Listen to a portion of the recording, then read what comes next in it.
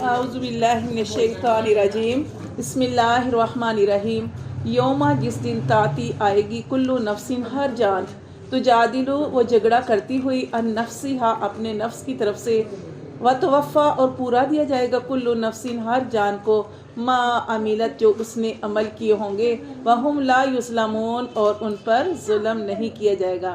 تو دیکھیں وہ قیامت کا دن، وہ سخت دن، اس دن کی بات ہو رہی ہے کہ اس دن ہر جان اپنے نفس کی فکر پڑی ہوگی۔ وہ کیا آتا ہے، روایت میں آتا ہے کہ عیسیٰ علیہ السلام اپنی والدہ، کتنا قریبی رشتہ ہوتا ہے، اپنی والدہ کے بارے میں سوال نہیں کریں گے۔ آج وہ کہیں گے اللہ آج میں اپنی والدہ کا سوال نہیں کرتا کہ اس کو جنت میں لے جا، آج مجھے اپنی فکر ہے۔ یعنی ہر بندہ نفسا نفسی کا عالم ہوگا سوائے نبی کریم صلی اللہ علیہ وسلم کے۔ ہر بندہ کو اپنی فکر پڑی ہوگی، اپنی فکر پڑی ہوگی۔ تو یہاں پہ اللہ فرماتے ہیں یوم تاتی، جس دن آئے گی کلو نفسن ہر جان تو جادلو وہ جھگڑا کرتی ہوئی ان نفسہا اپنے نفس کی طرف سے و توفا اور پورا دیا۔ آپ دیکھیں مسلمان جو ہے وہ تو اس بات کو جانتے ہیں کہ جو کچھ بھی ہم کر رہے ہیں وہ آگے اللہ تبارک و تعالیٰ کے ہاں، جیسے وہ کرامن کاتبین لکھ رہے ہیں اور اللہ تبارک و تعالیٰ کے ہاں وہ ریکارڈ موجود ہے، اللہ تعالیٰ سب جانتے ہیں۔ لیکن جو کافر ہیں وہاں پہ بھی مکرنے کی کوشش کریں گے، وہاں پہ بھی جھوٹ بولنے کی کوشش کر کے سمجھیں گے کہ اپنی جان کی خلاصی کروا لیں، لیکن وہاں پہ بھی جان کی خلاصی نہیں ہو سکتی۔ اگر وہ جھوٹ بولنے کی کوشش کریں گے تو کیا کریں گے، اللہ ان کے منہوں پہ مہر لگا دیں گے اور ان کے عذاب جن کے ساتھ انہوں نے غلط کام کیے ہوں گے وہ ان کے خلاف گواہی دیں گے۔ ٹھیک ہے، تو اس دن کوئی جو ہے وہ کسی قسم کا بہانہ عذر جو ہے پیش نہیں کیا جائے گا، نہ قبول کیا جائے گا، جسے ہم نے پڑھا نہ توبہ قبول کی جائے گی نہ عذر جو ہے وہ قبول کیے جائیں گے۔ ہاں لیکن اگر کوئی مسلمان ہے اور دنیا میں وہ ایک کلمے کے بارے میں تھوڑی حدیث بتانی ہے آپ کو کہ جو ہم کلمہ پڑھتے ہیں اور یہی ہماری اسی وجہ سے مسلمان ہوتے ہیں اور ہم یہی دعا کرتے ہیں کہ اللہ ہمارا خاتمہ جو ہے وہ بھی ایمان پہ ہو جائے، کلمے پہ ہو جائے۔ تو کلمے کی بہت بڑی فضیلت ہے۔ نبی کریم صلی اللہ علیہ وآلہ وسلم کی حدیث کا ہوں میں، جس نے زندگی میں ایک بار کلمہ پڑھا اور اس کے بعد کبھی کلمہ نہیں پڑھا لیکن پھر بھی وہ بھی اس کلمہ پڑھنے کی وجہ سے جنت میں ضرور جائے گا۔ اور جس نے دنیا میں کلمہ پڑھا، جیسے مسلمان ہوتے ہیں کلمہ پڑھتے ہیں لیکن گناہ بھی کرتے ہیں، اب قیامت کا دن ہوگا، حدیث میں آتا ہے قیامت کا دن ہوگا اور اس کے اللہ تبارک و تعالیٰ فرمائیں گے کہ جا بندے اپنے آج نامہ اعمال جو تو دنیا میں کرتا رہا وہ سارے خود پاڑ جا کے، اس کے 100 دفتر یعنی کہ ہوتے ہیں نا 100 جو پیپر ہے دفاتر جو وہ لکھے ہوئے 100 میں سے اس کے جو ہیں وہ سارے کے سارے 99 جو ہیں وہ سارے کے سارے گناہوں پہ ہوں گے، یعنی گناہ ہی لکھے ہیں، گناہوں سے بھرے ہیں۔ اب وہ بندہ ہے بھی مسلمان، دنیا میں کلمہ پڑھنے والا تھا، تو اللہ تبارک و تعالیٰ جب کسی پہ مہربان ہو جائیں تو اللہ تعالیٰ اس سے پوچھیں گے کہ کیا یہ تم نے اتنے گناہ کیے، کوئی عذر پیش کرتا ہے کہ کیوں کیے؟ اب وہ بندہ پتہ ہے کہ اللہ کے سامنے کیا عذر پیش کرے، اللہ کے سامنے تو ویسے ہی بہت زیادہ انسان ڈر رہا ہوگا، وہ کہے گا اللہ میرے پاس کوئی عذر نہیں، یہ گناہ مجھ سے ہو گئے، یعنی اقرار کرے گا۔ پھر اللہ تبارک و تعالیٰ اسے کہیں گے کہ پھر بھی اپنی طرف سے کوئی عذر پیش کر، کوئی کس وجہ سے ہوئے، وہ کہے گا اللہ میرے پاس کوئی عذر نہیں ہے، میں دنیا میں رہ کے یہ غلطیاں مجھ سے ہو گئیں۔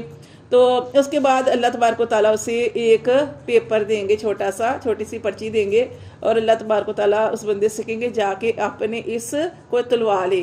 وہ بندہ ہاتھ میں وہ چھوٹی سی پرچی پکڑے گا اور کہے گا کہ دل میں سوچے گا، جا رہا ہوگا میزان پہ جہاں پہ مال جو ہے تولے جاتے ہیں وہاں پہ جا رہا ہوگا تو دل میں خیال آئے گا کہ یہ چھوٹی سی پرچی اتنے میرے گناہ، 99 میرے دفاتر جو ہے وہ گناہوں سے بھرے ہوئے ہیں، ایک چھوٹی سی پرچی کیا کام کرے گی؟ لیکن چونکہ اللہ کا حکم تھا وہ لے کے جائے گا، ایک طرف اس کے سارے گناہ رکھے جائیں گے اور ایک طرف وہ چھوٹی سی پرچی رکھی جائے گی اور وہ پرچی والا پلڑا جو ہے وہ باری ہو جائے۔ کیوں؟ اس پہ کیا لکھا تھا؟ کلمہ لکھا ہوا تھا، لا الہ الا اللہ محمد رسول اللہ، یہ لکھا تھا۔ تو اس کلمے کو چھوٹا نہ جانے، یہ ہماری پہچان ہے، اسی سے ایمان ہے۔ اور اللہ تبارک و تعالیٰ قرآن میں ارشاد فرماتے ہیں جس نے کلمہ پڑھا، جو ایمان لایا اور عمل صالح کیے، اللہ اس کے قبول کریں گے۔ غلطیاں بھی ہو گئی وہ بھی اللہ تعالیٰ جسے چاہیں گے معاف کر دیں گے۔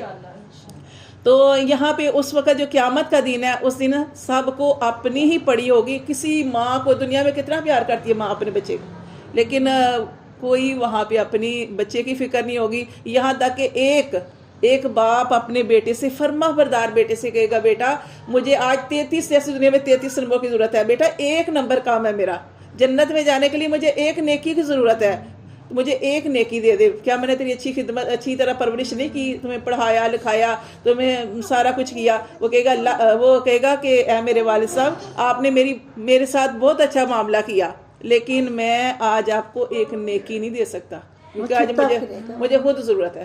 ہاں، چھپتا پھرے گا ہر کوئی کسی سے کہ کوئی نیکی نہ مانگ لے. نفسا نفسی کا دن، ٹھیک ہے.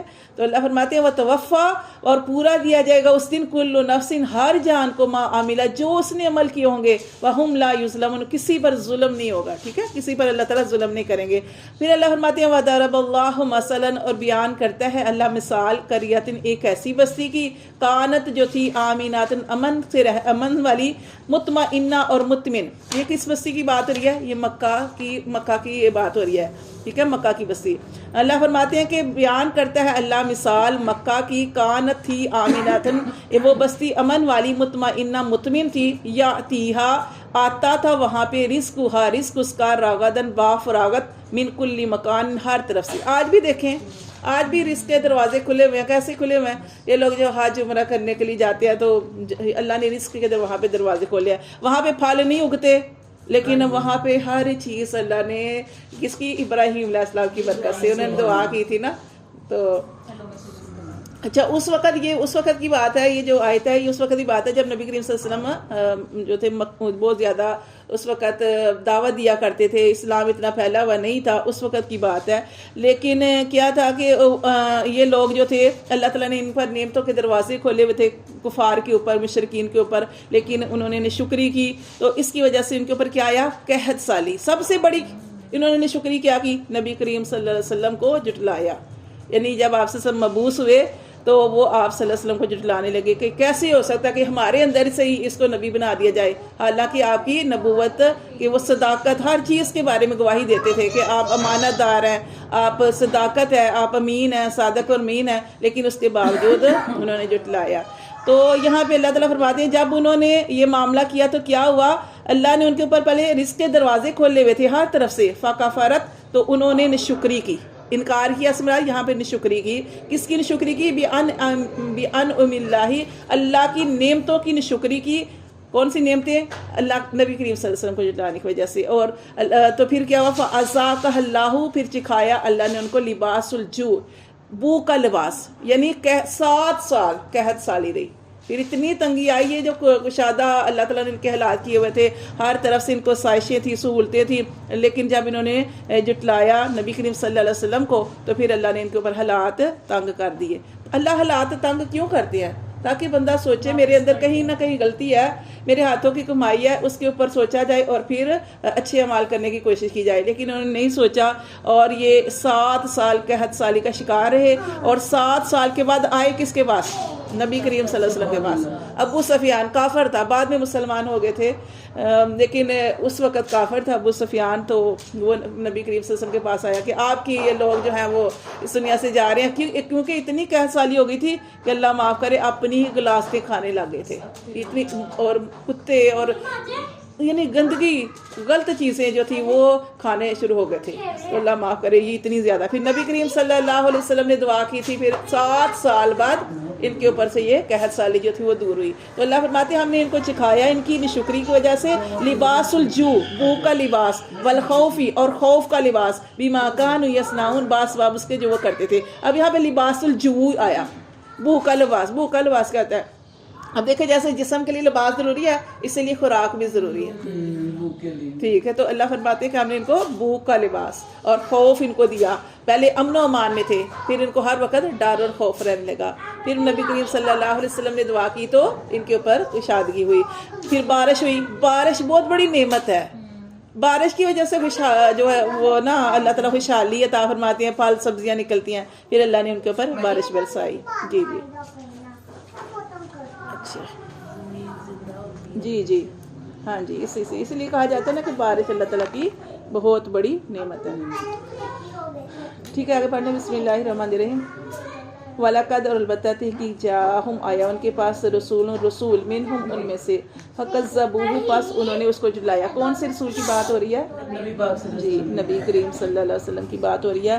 فَكَذَّبُوهُ، تو انہوں نے اس کو جھٹلایا. فَأَخَذَهُمْ، تو پکڑا ان کو. عذاب نے وہم ظالم، اور تھے وہ ظالم. ٹھیک ہے، اللہ تعالیٰ کسی کو ایسے نہیں پکڑتے، ان کے ظلم کی وجہ سے اللہ نے پکڑا.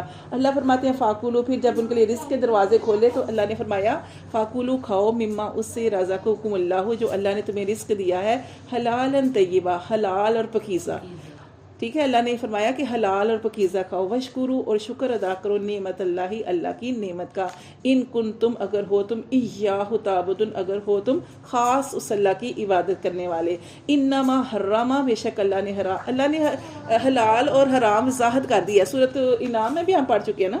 تو اللہ فرماتے ہیں انما، بے شک اللہ نے حرام کیا، علیکم المیتۃ، تم پر مردار حرام کیا، والدم، اور خون حرام کیا، ولحم الخنزیر، اور خنزیر کا گوشت حرام کیا. دیکھیں یہ تین چیزیں یہاں پہ ذکر آ رہی ہیں کہ اللہ نے کیا حرام کیا انسان کے اوپر. مردار کیا ہوتا ہے؟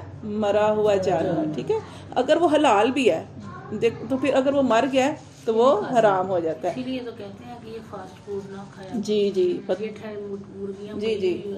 وہی نا، اللہ معاف کرے، توبہ. باز نہیں آتے لوگ اس طرح کی غلطیاں کرنے سے.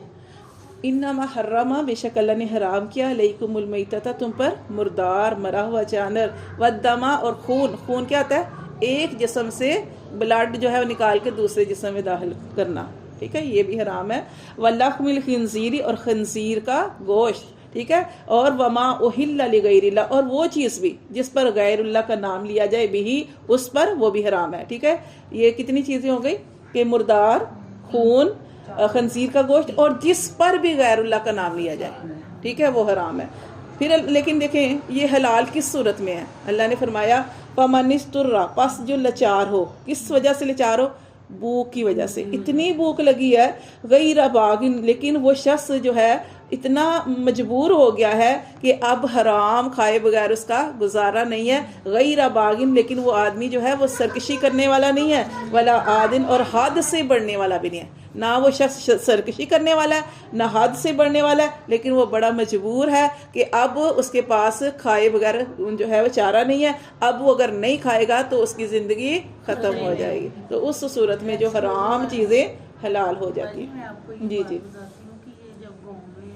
ہیلدی جانور مر جاتے تھے جی تو یہ سارے لوگ ان کے کھال اتارتے تھے. اچھا، بیچنے کے لیے. تو یہ اس میں سے گوشت کاٹ کے لے جاتے تھے. یہ جو سائی ہیں یہ لے جاتے تھے اس میں سے گوشت. اچھا، تو یہ کھاتے ہیں یہ والا گوشت؟ دیکھیں اللہ معاف کرے، یہ جان بوجھ کے کھانا. ہاں جی، وہ دیکھیں یہ اللہ تعالیٰ نے یہ حرام چیزیں بتائی ہیں کہ آپ نہیں کھا سکتے. لیکن اگر بہت مجبوری ہے، کسی مثال کے طور پہ، اب تو ہر گھر میں کافی سہولتیں ہوتی ہیں، کچھ نہ کچھ ہوتے ہیں. کیونکہ نبی کریم صلی اللہ علیہ وسلم کے گھر میں جب کچھ بھی نہیں ہوتا تھا تو آپ صلی اللہ علیہ وسلم فرماتے تھے جو سرکہ ہے نا وہ بھی سالن ہے. کچھ نہیں ہوتا تھا. دودھ، کئی لوگ دودھ کے ساتھ روٹی کھا لیتے ہیں، شہد کے ساتھ کھا لیتے ہیں، دہی کے ساتھ کھا لیتے ہیں، کھجور. یعنی گھر میں جائیں جی نہیں ٹھیک ہے آپ جائیں. یعنی یہ ساری چیزیں. اور اب دیکھیں آج کل سلاد جو ہوتا ہے گھر میں کچھ کھانے کے لیے نہیں، سلاد نہیں آپ جائیں نہیں جی، سلاد ہوتا ہے یا کچھ کتنی چیزیں ہوتی ہیں، کتنی نعمتیں ہوتی ہیں. ٹھیک ہے، تو وہ آپ اگر کھا لیتے ہیں مطلب تو آپ کا پیٹ بھر جاتا ہے. یعنی یہ اس صورت میں ہے. یعنی کوئی دیکھیں کتنی چیزیں ہوتی ہیں گھر کے اندر. میں کہہ رہی ہوں آج کل وہ حالات نہیں ہیں. ٹھیک ہے، لیکن اگر کسی یہ اس وقت تھا جیسے پہلے زمانے میں دور لوگ جاتے تھے، سفر کرتے تھے اور کسی ایسی جگہ میں پھنس گئے ہیں اور سفر وہ کھانے پینے کے لیے کچھ بھی نہیں رہا، جو چیزیں ساتھ تھیں وہ ختم ہو گئی ہیں، کچھ بھی نہیں رہا اور اب آپ کی جان جانے کا اندیشہ ہے. اس صورت میں آپ جو ہے آپ کو اتنا ہی یہاں پہ دیکھیں کہ نہ سرکشی کرے نہ حد سے بڑھے. کہ انسان اگر کھانے کی ضرورت پڑ گئی ہے کہ اب کھائے بغیر چارہ ہی نہیں ہے تو کوئی مردار چیز بھی کھا سکتے ہیں اس کو، لیکن اس کی صورت کیا ہے کہ اتنا کھائے 2-3 لقمے جس سے تھوڑا بہتری آ جائے.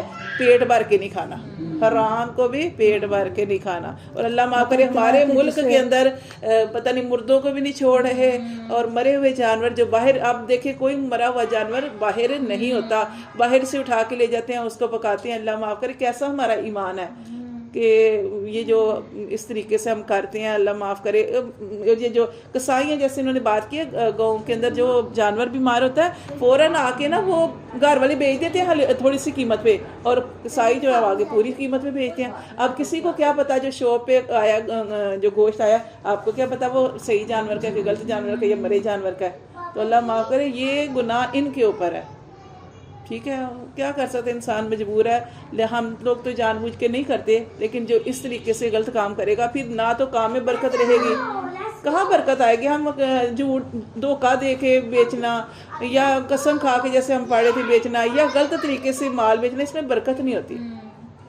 تو یہاں پہ اللہ تعالیٰ نے فرمایا کہ اسی طرح خون بھی نہیں لگوا سکتے، لیکن اس صورت میں کہ جب اگلا بالکل اس کی جان کو خطرہ ہے تو اس صورت میں یہ خون بھی جو ہے وہ لگوا سکتے ہیں. جیسے کئی لوگ ہوتے ہیں نا کمزوری ہو گئی تھوڑا سا خون لگوا لے، وہ نہیں لگوا سکتے. ہاں اتنی کمزور، ہاں شوقیہ نہیں، مجبوری کی. یہ دیکھیں یہاں پہ مجبوری کی بات ہو رہی ہے. ٹھیک ہے، یہ اس صورت میں یہ چیزیں حلال ہو جائیں گی جب آپ کی مجبوری ہوگی، جان کا اندیشہ ہوگا.